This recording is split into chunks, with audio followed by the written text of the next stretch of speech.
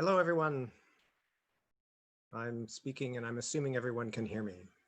Good evening. My name is Jay Millar and I am the co-publisher at Book Hug Press. On behalf of myself and my co-publisher Hazel Miller, I'd like to welcome you to Book Hug's first ever virtual poetry salon. Before I begin, I'd like to acknowledge that we are joining you from the traditional territory of many nations, including the Mississaugas of the Credit, the Anishinaabeg, the Chippewa, the Haudenosaunee, and the Wendat peoples. We also recognize that our authors are joining us from many territories as well, and that our audience is also tuning in from their own places in the world.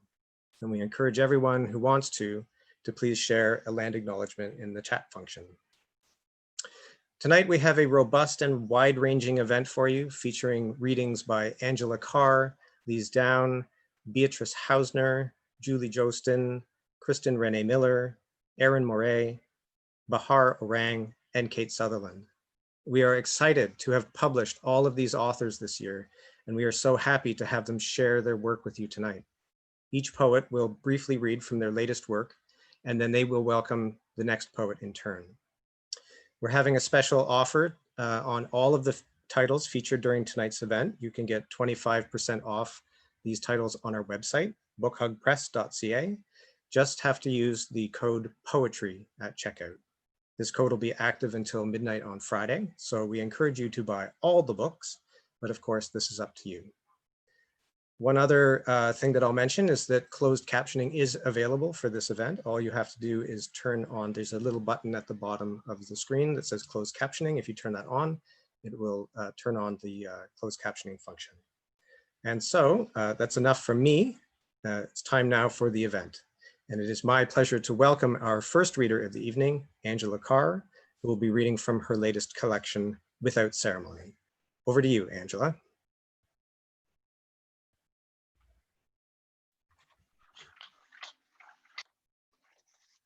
I'm going to read from the first poem in my new book, which looks like this. And the poem's called Direction of Flight. It's a long poem in 7 parts. At the fish market in Union Square, we choose flounder filleted and decline the oysters. From an elderly farmer who looks like your grandfather, we buy 6 narcissi, his only product. They're a pale, buttery yellow, flecked with old-fashioned monarch orange, a color scheme from your grandmother's breakfast nook, a scene that vanished in the 20th century just as quickly as this perfume is subtle, yet the aroma does not know how to fill the subway car. A man hovering over us near the doors asks us what they are, says he only knows roses. He nudges awake a passenger seated on the bench made for one, tells him, make some space, and takes a seat on the edge. When we pass him, exiting the subway, he bids us goodbye in a whisper. Next time, he will look for narcissi, heedless suns that push through crowds, always ahead of time. Midway through dinner, a rash erupts across my face and shoulders. Pomegranate red raised hives, I'm flushed with toxins. I sleep furtively, blinds lightly smacking the windowsill in the wind. Heraclitus says all things are in flux and there is no unity but in flux. In America, we plummet or flourish. In the news this morning, the only story I read is the unexplained death of Justice Sheila Abdul Salam, whose body was found floating in the Hudson at 1:45 a.m. at West 132nd Street, West Harlem. She wrote a judgment establishing non-biological parents' rights. You call to me from the living room, also reading this story. The poem is supposed to float between us, but mine goes under the moment the language of the law is introduced. I am still floored this morning, weak with the bruised language of allergy. To write such a judgment must require equal measures of deliberateness and delicacy. She is not the other mother, the inferior mother, the mother helper, as she often gripes. She is grateful to the judge she has never known, alive in the springtime of a law that knows her reality. There is more light reflecting off of every surface. I scrutinize the awkward prepositions off of and decide to keep them grain in the film. On the way to see Wanda at the Metrograph Rep Cinema, we're on the F train, and 2 men seated on opposite sides of the cars are conversing. Standing between them, I feel compelled to move aside so they can see each other speak.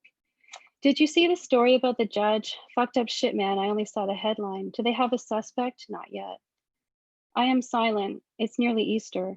I lack reverence for tradition, but the subway car is holy. By nightfall, the police will have decided the judge committed suicide because her mother and brother committed suicide on Easter, a painful anniversary. No one is satisfied with this explanation. Barbara Loden's Wanda was inspired by a headline about a robbery accomplice. Woman thanks judge who sentences her to prison. Who is this woman who says thanks? She's a drifter from a mining town who has an empty purse. She barely flinches when he slaps her. She's hungry and numb, poverty without end, dependent, desperate. She's also beautiful, but abject, and therefore dismissed as stupid because she's beautiful and abject. She struggles to read the newspaper, slow and uncertain. She's homeless, like Agnes Varda's Vagabond or Tess of the Dubervilles, fictional heroines. But Barbara Loden is Wanda, and her scenes are mostly improvised. She's also the director wearing the pants her partner tries to throw out the window. All of this symmetry makes me weep. She plays the powerless on screen, but is omnipotent behind the scene. I weep for the absence of tears when the flower opens and reveals the heart it does not have. The tragedy of Wanda is lack, that hope is withheld absolutely, that she remains forever ignorant of what she should want. All she knows is what she has rejected, and she arrives at nothing. There will be more for her to reject, but so much time wasted in the process. Daffodil petals are frail in your hands, yet the flowers regain their strength in a vase with water. The law of water is that its color will change. Icarus flies into the sun. Adolescent, he desires the highs of lawless experience. Wings melted, wax mixing with pond water, he floats on his back. His father built sturdy wings and imparted his knowledge. Then, like a couplet, they burst into impossible flight together. This structure was not to last. The law of flight is contained in the heart of the daffodil. The law of revolution is renewed in the heart of flight. The law of knowledge is carried by Icarus, where it changes too quickly to name. In landscape crossed by a river with the fall of Icarus, faint whitecaps on the water could be feathers from wasted wings. The boy's flailing limbs, although disproportionately large, are ignored by the onlookers. A seamless horizon exchanges values of sea and sky, uninterrupted and impassive. To everyone else, Icarus is an afterthought. Even in Bruegel's title, he's an afterthought, nudged into memory by the flickering cursor. Spring wants to pour onto us the warmth of forgetting, despite the small flags that tighten within us. Scars at the tips of ship masts are icons, curling sails are ribbons. In the importunate hair of girlhood, your heart bends forward toward nightfall. You will never know whether their impassivity is ignorance. You need to press your face into the daffodils to smell their perfume. You need to leap from your easy passivity and be prepared to swim. An index finger is missing from a statue on the pier. It must have pointed outward, but to what? A child looks in the direction of her mother's missing finger. Its absence is only secondary to the absence of what it pointed to. To the mother's knowledge, all else is parenthetical. Poem crossed by an avenue with the fall of daffodils. Two rivers with the fall of roses. With the fall of night, with the fall of our lovers who were persuaded. With wax that melts, with film that decays without direction. Inside an absence, under layers of law imposing upon them. With the fall of peoples, with the fall of curtains, with the fall of paper, with persistence, without distinction, if that within them, if that is in them. And now I'm going to introduce Lise Downe. Thanks.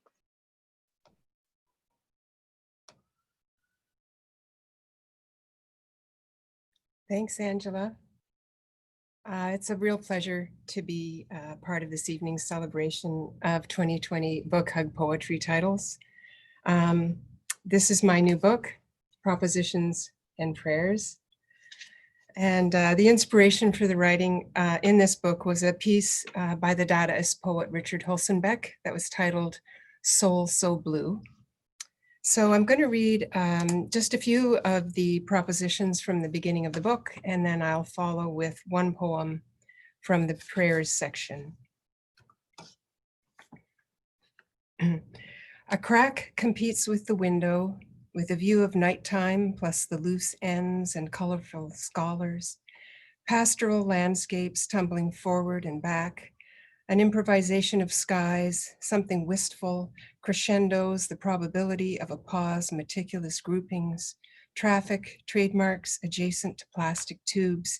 It can only happen to countless objects, composition, courage, winded on water. As chance would have it, thrushes a hush among the hard to find. Little dwellings enter the unsuspecting mind. Dressed up animals, lofty authoritarians, always the details, gaps, invisible squares. Weary, a genuine article cracks, a shattering by arrows at or intervals adequate, but foraging. For once a missing element and his right arm, overcast skies, foreboding also a language you knew, the horizon between longing curved, a few rushes smitten but paler, one could have rode, vanished in an instant into velvet blouses, a wall of cities pointing to another reference, pumpkin or elderberry, barefoot in a wash of green, its poignant pigment undone and redone, a tunnel bored, a surface interspersed with rivulets. Hightailing it down a Venetian alleyway, across countless bridges, schemers and dreamers, it's one glimpse of bliss after another, the deluge, the appointed hour unveiling a bronze, the sun out briefly, candlesticks in a marble corridor, offerings of flowers or fruit. It's hard to say exactly what all the preparations are underway. There are so many, but the blueness is unmistakable. And what about those smiles that make it sing? And sunlight on the slates and the privileged hours after the anxieties of night, deeper shade of a remarkably calm and generous show of hands achieving a tranquil mind, as in eating lunch, not being lunch. Everything in its place, for every good reason, call it virtue amid the frenzy, not what is want, but what can, in the most nonchalant way possible, battle an instinct to turn, turning, and run.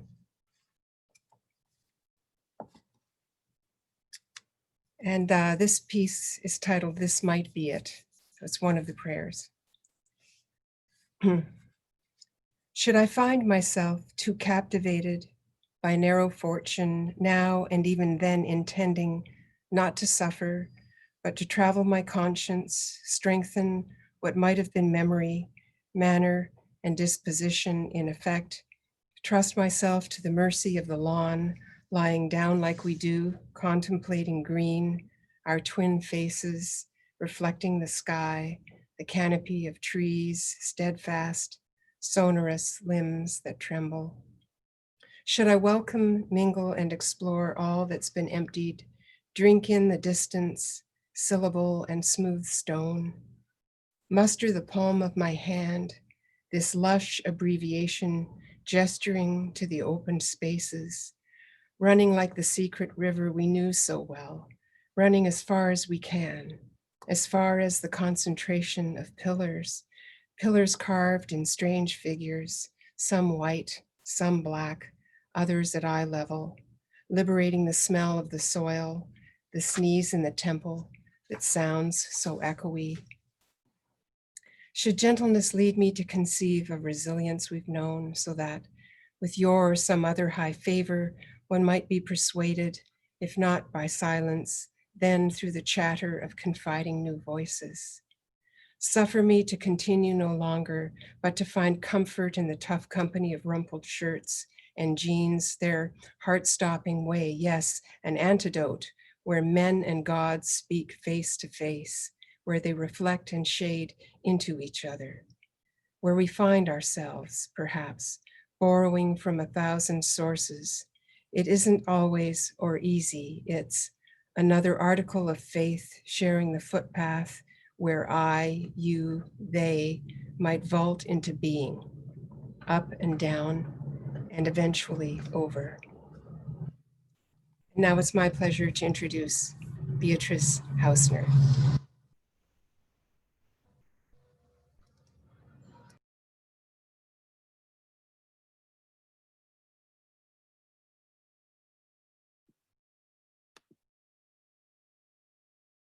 Thank you so much, Lise.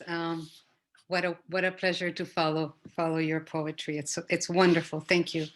I am reading today. I'm Beatriz Hausner, and I'm reading from my latest book. It's called Beloved Revolutionary Sweetheart, and it's a book of love poetry, which borrows from all kinds of things, including popular music and Latin poetry, as well as the poetry of courtly love, and so forth. So the title, in fact, is borrowed in part from the title of an album by a band called Camper van Beethoven. So I'm going to read a poem called Tied Up, that's the title. And there is in it a lot of reference to a troubatrice, a woman called the Countess of Dia, whose name was also Beatriz. Tied up. Speech and knife cut through sense-making as time slips in and out of us, first and last, an original sun radiating from among the myriad stars that explode in the night, blackest of darkness where your forebears lived with strange creatures as you began your confinement, in and out of forms with the Countess of Dia, sometimes called Beatriz. The animals in my country, you say. Please tell me why my car is in the front yard and I'm sleeping with my clothes on. I came in through the window last night and you're gone, you write, as you attach to the ghost of Joffre Rudel, with those voices now ours spoken through strange machines that come to our rescue, for we live together with our sexes, first wealth of joy. You inscribe your path on the course of my night, my day on my back. Present yourself so I may see you shackled to strange furniture where love remains hidden in fabric's folds. I, who am relentlessly drawn to these outward signs of inward subversion because of want, will travel the length of your body with my lips, touch your geographic markers, finally become cruel inside the bodysuit I ideate bondage of man, of woman, bringing us together and closer to the lifestyles of strange insects. I could put one of those on, I remember saying, and let me point out that the outfit made of shimmering rhinestones and metal mesh is laid out and ready, yes. Such is the manner of my being beautiful for you, disguised sharply with my edges under gold and silver thread, turning myself more appropriately into the praying mantis you so often married. In night and in light of day, there for some hope of help, but later it comes back and tells me it would be hard to slip away because I can trace your singing. I, who am your mistress, become lighter as I dress myself in the man-like suit made from ethereal layers of fabric, the better to expose my soul to fishnet and may my skin not show. My completeness is breathlessly held up by the tiresome suspension of time you subject me to, barely audibly and despite the bindings I get on top, movement and stasis and giving it and taking it. Let's stop this being in the heart's chambers, try it without love and openly before the secret overwhelms itself and consumes us in flames. Mist pleasure, surrender in darkness and in light, alternating states, shimmering veils that move with the rain. Distress of the heart that lives outside, covered in the matter of liquid skin that is warm and bright and not dark nor intense. I am your reverent. I praise not the transience of your sex, once carried with briefness from east back to west of the great river, which you must travel now laterally with your sidelong glance, become glint, become black stone, bear it on your back until your tenderness is mine and is yielding. We herald togetherness for ourselves even, and we are driven on, beset by our own temptations and our trials. Question. Where is he placed? Answer, within 6 walls. Question, where is it? Answer, up, down, before, behind, right, left. Someone is stitching you to me. An assured hand drives the needle in its shimmery thread. Pull me to you that I may hasten my pleasure and not be brave. Last question. What is man like? Answer, an apple. And I'm going to finish with an excerpt from a longer poem called Theodora Biblioteca, which means Theodora's Library. 2. Theodora Incipient. The Andes, reminder of the littleness of childhood, fragility because spring runoff is eternal and downward pulled by cheerful gravity, doing what gravity does with plate tectonics, interrupting the more gentle movements of the earth. All being upended with irregular frequency, the shards of glass lined the floor of the loved childhood home. The first kingdom was a place long and narrow, with obstructions of view defining geography on the road to Theodora. Paradise was always the goal. John of Ephesus described it. All that matters is of Ephesus born, Ephesus of the mind, because the goddess is revered there despite the excessive number of breasts crowding her chest.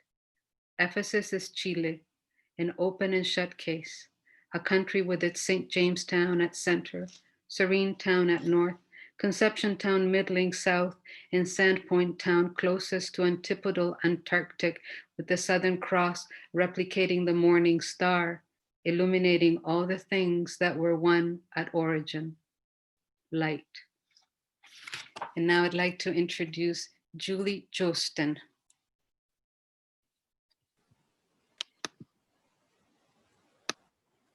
Hi, thank you to Jay and Hazel and to all of the other readers. It's not clear I'm up. Okay.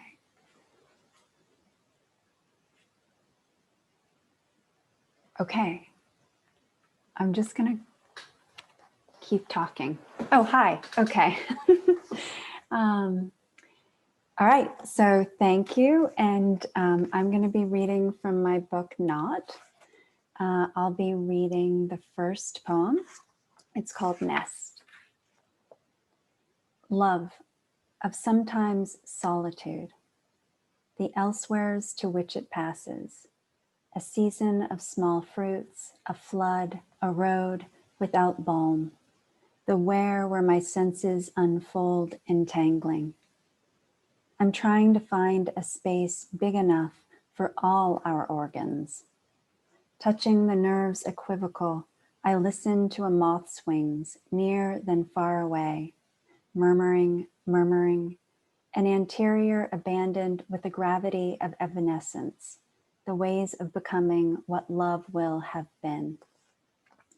Thought clattered into the rhythm of rest, the duration of a breath, my hands turn into forgery, forcing a there, where solitude stands in the shape of what once fell like a shadow, while slept the sun, having arrived or not, spectacularly silken.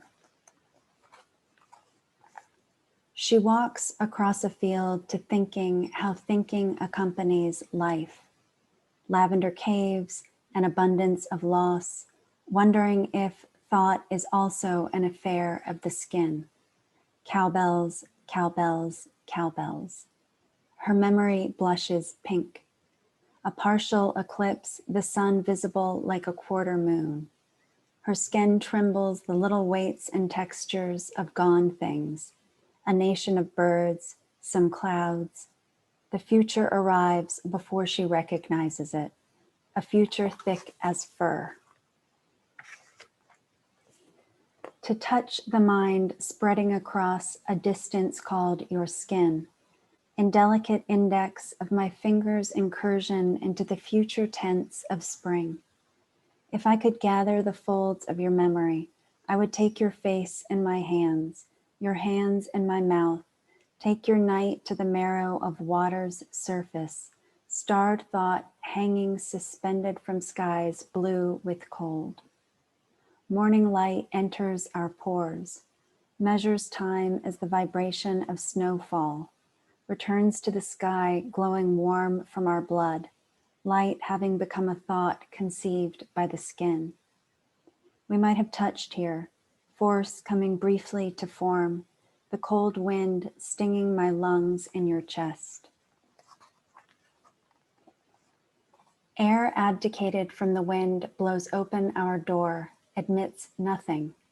My eyes light on the doorknob, fall into faint fingerprint lines, live there, the brain extending into the world as the murmur of the eyes becoming touch becomes perceptible. Touch, having gained dimension, displaces the sky. Tumbled clouds humming, sticky sun fumbling. I'm trying to write you the whole body, the brain touching itself and attaching us to life, the curve at the edge of hearing, the netting nerve and thought girding the stomach, this beat, almost unseen.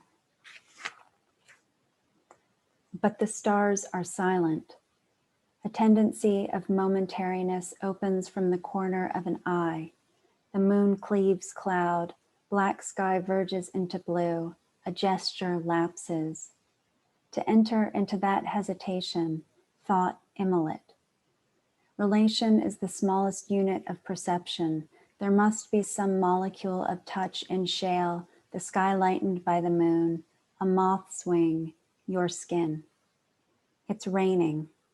We arch in a curve beginning with neither you nor me. Each phase of the moon is visible tonight in a single sky. If there's a verb for the way times nest in us, collecting in layers, or for the way we could hold times, it should be cradled here. We hold them, touch preceding the recollection consciousness is, a consciousness of life. A wing at the window and cricket barks. Thank you. It's now my pleasure to introduce Kristen Renee Miller.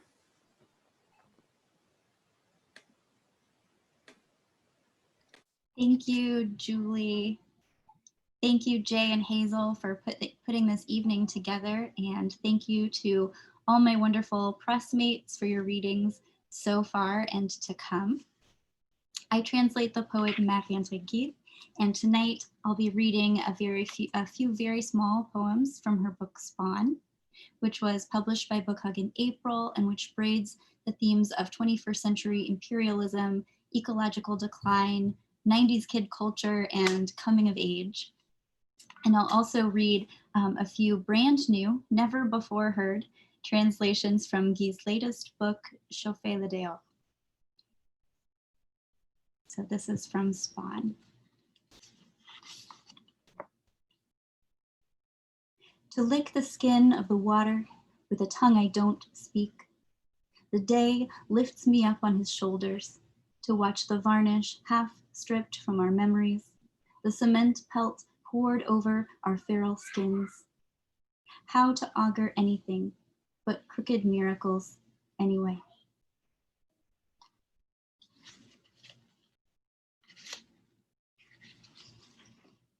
In houses all alike, women embroider your future on moccasins sold to tourists. The light comes and goes. Timisham says only thunderstorms still tell it like it is.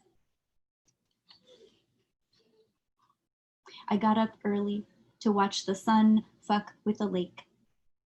I pinched an eyelash in my fingers, drank your face straight from the bottle. The possibilities have become too much for me.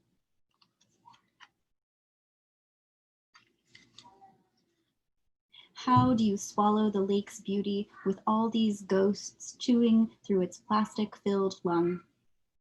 I'm in the underwater level of a video game, just as the air runs out, just as that little tune begins to play.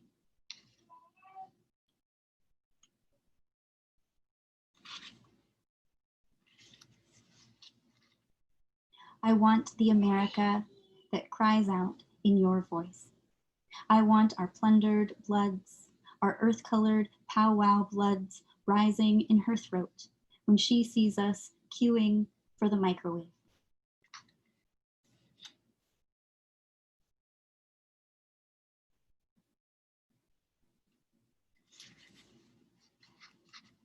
Sometimes the sky pulls down his starry leggings and comes hot in the lake's wide mouth. It's always there, that color of mixed diesel pulsing through the two-stroke organs of our winter bunkers.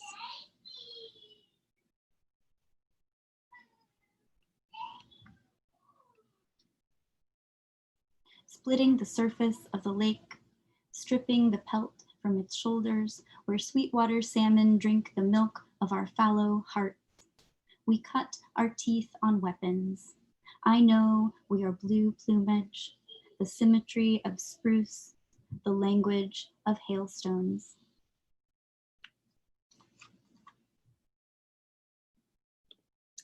And these are from Chauffer le Dehors, which is Guy's latest book. It is a meditation on territory, interiority, and decolonial love. What remains? Crying, laughing, like everyone knows. The scent of laundry soap and two-stroke gasoline and my clit like a ronde.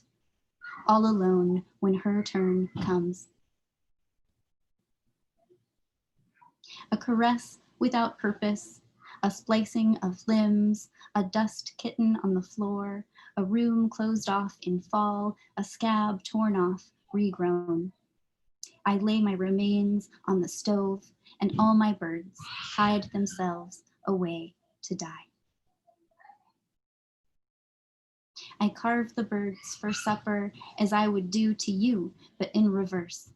Graft onto you articulated wings and full-throated cries, so you could see the savage flowers of my raw heart, the 1,000-year medicine that envelops us.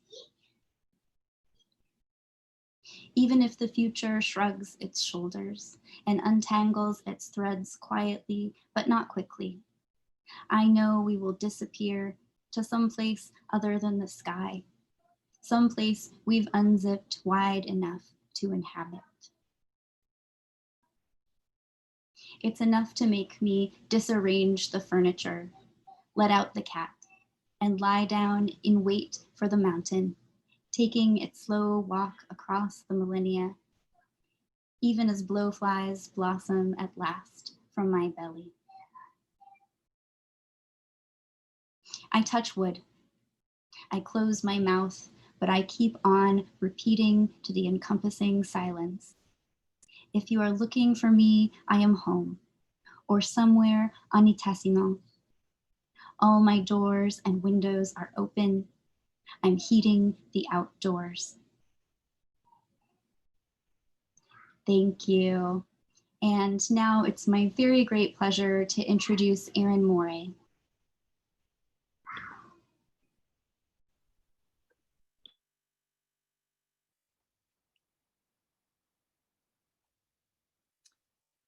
Good evening, everyone. I'm Erín Moure, and it's my pleasure and great honor to be reading among all these wonderful poets tonight from the 2020 books of poetry that Book Hug has published, and thanks to Jay and Hazel. And I'm going to be reading a translation as well. The book is by Chantal Neveu, This Radiant Life. It's a book that's very much written in a minimalist kind of style. It uses both rhythms of short lines repeated down the page and of single lines repeated across pages to create a kind of forward pulsion, a contemplation of a life, what a life can be, relation with earth, with chemicals, with mineral life, and moving in the world that we live in with revolution, failed revolution, the natural world, and various other things. Since we can't travel these days, I thought I would read a section of the book towards about 2/3 of the way through Chantal's book, that in a sense recounts a visit to a place near Brussels. So we, come and join me. We get to get on a plane. Flash, your face is returning, my mother tells me.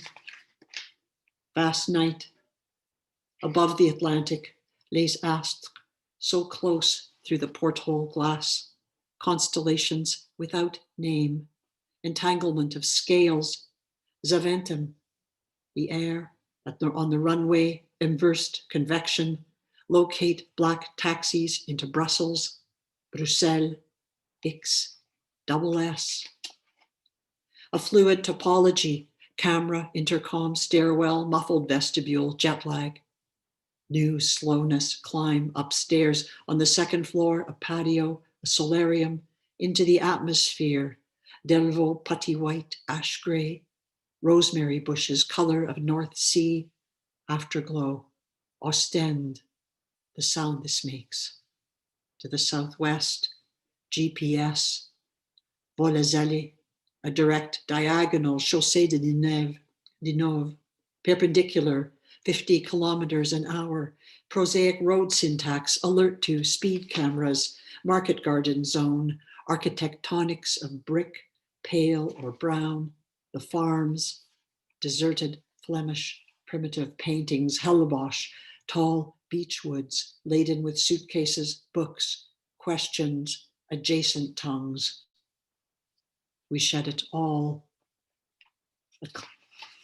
facing the garden, a clearing, upstairs, long hallway, high humidity, dark green ambience, mirror, estate surrounding, busts, doors behind which an upright piano, an alcove, tiny, under narrow slit window, a bed, small, clearly not meant to splay out on, easygoing, reorient the 80 centimeters into a sky bed, austerity in plenitude, somatic disappointment in vita nova, re-ascetic skeleton in a pareo, so as to practice, is this the Tao?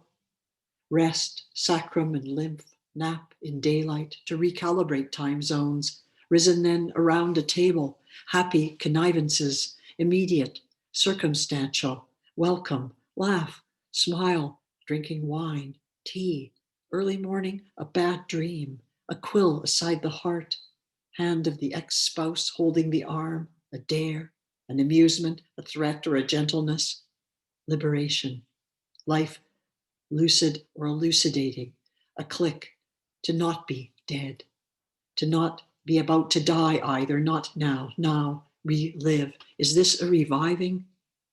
Across from bathroom, office, under miniature, Vermeer, window, photon slant from on high across the writing desk, inset leather moons, that which, there to keep still, there to bring forth, there to oxygenate. Shoulder girdle, bony triad, humerus, radius, ulna, the innervation from the pubis to the pinna of the ear, floor, mature, to breathe, to secrete, from deep down. In the interval, thoracic cavity, expanded, vacant. Is it generating that which syntagments in the making, to say, to not say, to babble, to blow out, to smelt down the logos, to write, to not write, this life, radiant, idyll, brief form, prolonged, including le hors-champ, contingencies, even adversary. In the mode of a murmur, cages question, what is harmony? To love, to drive, to walk, to love, bamboo, thighs, cyclists, the dairy, cows, to go off to Ghent, to face the altarpiece, the Van Eycks, the adoration of the lamb, mystic, the gathering of women, palm fronds, Eve, Adam, foot raised, on the way back to see again the lambs graze in Pajottenland? Is it birth, singing at the wheel? Take a walk on the wild side. All is economy, architecture, culture, agriculture, contiguous, one inside the other, domesticity and linguistics. Nothing is anecdotal, potentia, attention, lexicon, poésie. Thank you very much. That's Chantal, Quebec poet Chantal Neveu's This Radiant Life, translated from French. And I'd like now, I have the pleasure of introducing Bahar Orang to read from her new book. Thank you.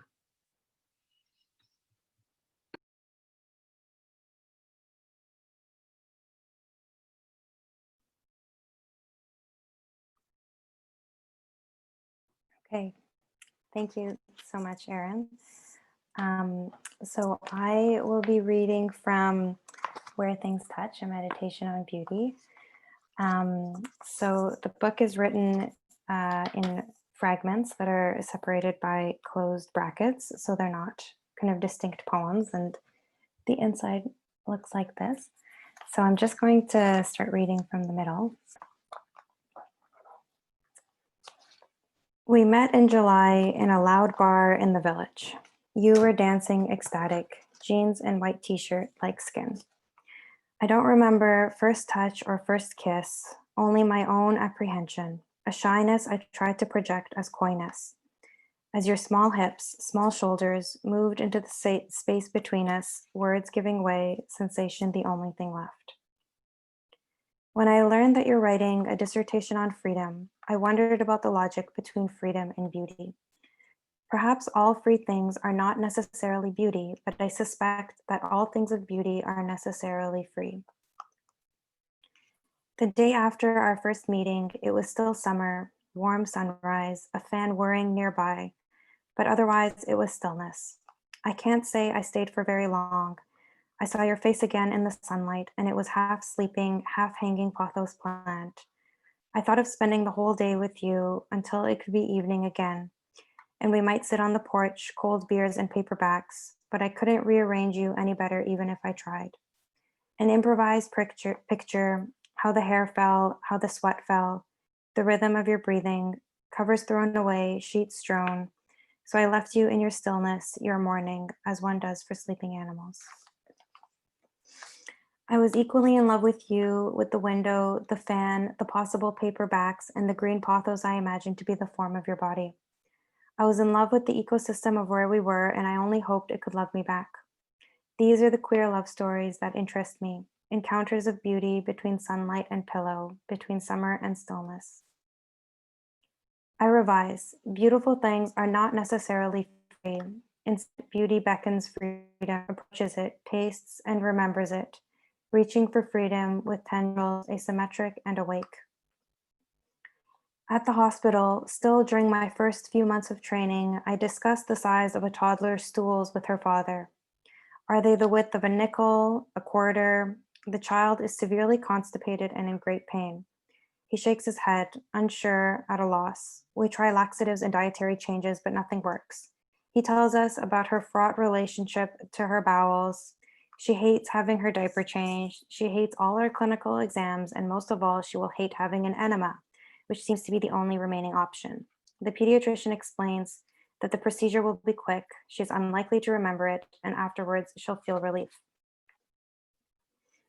Memory tends to live in provisional places, under fingernails, between creases of the palm, where the spine curves. Our unpredictable behaviors are predictable behaviors. The proximity we permit our lovers, timbre and tone, in the skin and how it folds, what we consider beautiful, what seems like a choice but is not, what seems like an accident but is not, how certain meetings feel like anguish and others like a wharf facing some other possibility. Our young patient might feel relief, but how and what she remembers, the effect of the memory, this part is less certain. When I go to see her in the early morning before the procedure, I don't know how to speak to what's about to happen, how to express things as questions, how to include her. Her father comes into the room and cradles her against his chest. I feel frozen with anxiety and astonishment, defenseless against the staggering vulnerabilities and dependencies of our little bodies, how we come into being in relation to each other, how swiftly we slip into violence, how we're all bound up in this fleshy project, love. I asked for beauty, and among bodies in pain, illusions of irreproachability between linoleum floors and white lights is where I ended up. I might return now to Solmaz Sharif's poem, Beauty, another part where she writes, "You asked for beauty, and one morning, a small blue eggshell on the stoop shattered open, its contents gone, likely eaten." Which is beauty, the contents eaten, that which is gone, a mystery, or the eggshell's fragments, shattered open, their blue, their dispersal? Or does asking for beauty eat beauty? Is asking for beauty a violence to beauty? Does she mean that beauty will not show up on a stoop, whole, that beauty haunts us, beauty's birds like a ghost, leaving only pieces behind? But beauty did show up on my stoop, with words beautiful, addressing me, the poem itself an eggshell shattered open, pointing to the unsayable. How does one resolve oneself to the condition of unsayability?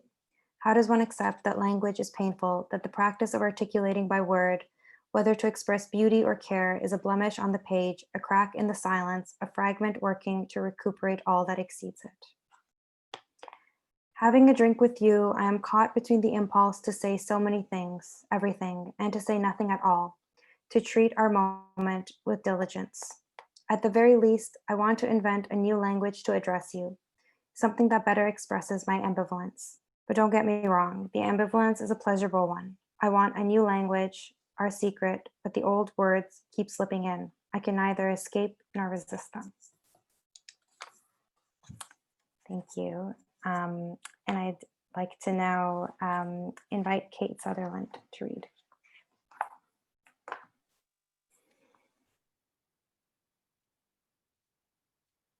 Hi, I'm reading to you tonight from my new book, The Bones Are There. I'm going to read from the middle section, the title section, in which I weave together the extinction stories of Stellar sea cow, the Rodriguez solitaire, and the thylacine. But because it's a short reading tonight, I'm going to unravel it, and I'm just going to read you the sections about Stellar sea cow. So the bones are there. Its arms are the strangest feature of all. In these, the sea cow differs from all other animals, both of land and of sea. With these arms, he swims. He walks on the shallows of the shore. He braces and supports himself on the slippery rocks. He digs out and tears off algae and seagrasses. With these, he fights. With these, the female embraces her lover and holds him, and permits herself in turn to be held. They do not eat all seaweeds without distinction, but especially 1, that which has the shape of a club, 2, that which has the shape of an ancient Roman shield, 3, a very long seaweed with a wavy ruffle along the stalk. Height of the heart, 22 inches. Width of the heart, 25 inches. Weight of the heart, 34 3/4 pounds.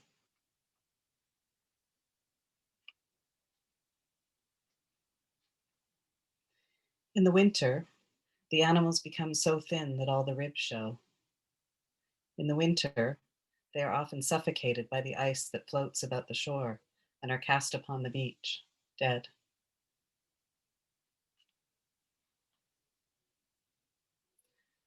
Starting with 1,500 at stable stage distribution in 1750, and averaging across all life history and starvation-caused mortality rates, the models predict a mean of 1 surviving animal by 1768, the year of the recorded extinction. The medium number of survivors is 0, and the maximum is 6.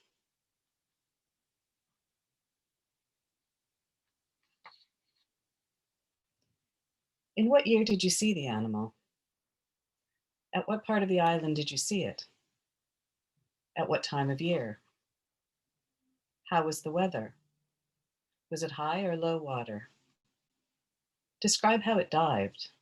Did it disappear completely under the water? How was its tail shaped? Could you see the forelegs? What was its color? How long do you estimate the animal to have been? What did it eat? Does seaweed occur at that place? Could you see far over the sea from the place where you were standing? Explanations for extinction. 1. Rapid climate change. 2. Effects of humans. A third possibility is a sea otter sea urchin kelp trophic cascade. A precipitous decline in the sea otter population, ecological extinction, led to an increase in the sea urchin population, led to a kelp forest collapse, led to starvation of sea cows. Explanation for ecological extinction of sea otters. 1. Effects of humans.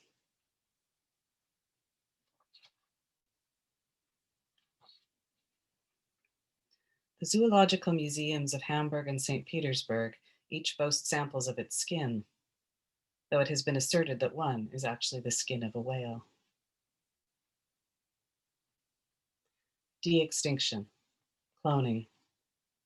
1. Find a well-preserved specimen. 2. Extract viable DNA. 3. Create a hybrid genome.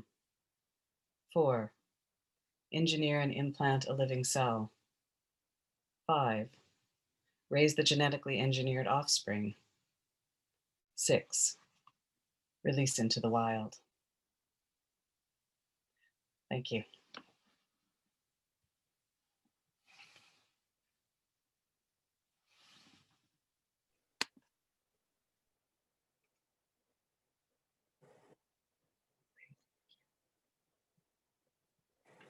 Hi, everyone.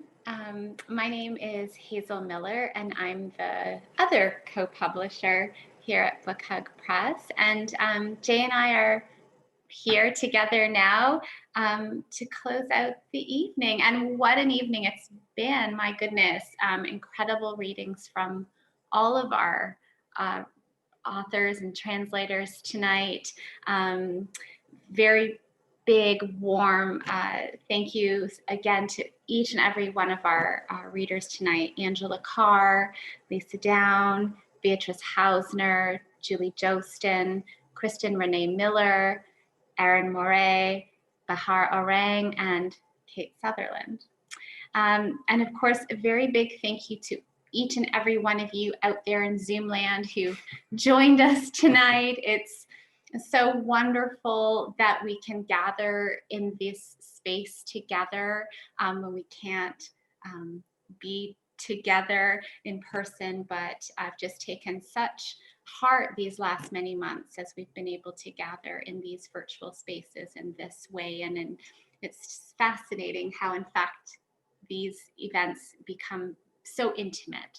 So thank you one and all for giving your time to us tonight, and to our poets and to our translators. It means so much to us. We'd also like to thank Alex Spears, who's been running the tech end of things for us tonight, which thank you, Alex. Our gratitude to you as always. And a final reminder as well to everyone, you've probably seen me adding messages to the chat function all night long, but all of the books that you've heard our readers share tonight, passages from tonight, are available on our website at a 25% off discount. So please visit our website, bookhugpress.ca. Please support these poets in this time when bookstores are still struggling to sort of just figure out what they can safely do. We want to support the poets as much as we can, and a really easy way to do that is to buy their books. So please visit the website to receive the discount code. Simply enter the code poetry at checkout, and you'll receive 25% off. And that code is available until tomorrow night at 11:59 p.m. I think that is all that brings us to the end. So thank you again for attending. I wish all of you a great rest of your evening, whatever you're off to do next, whatever Netflix show you're gonna binge or whatever it is, just enjoy, but please, above all, be well and stay safe out there. Thank you very much, everyone. Good night.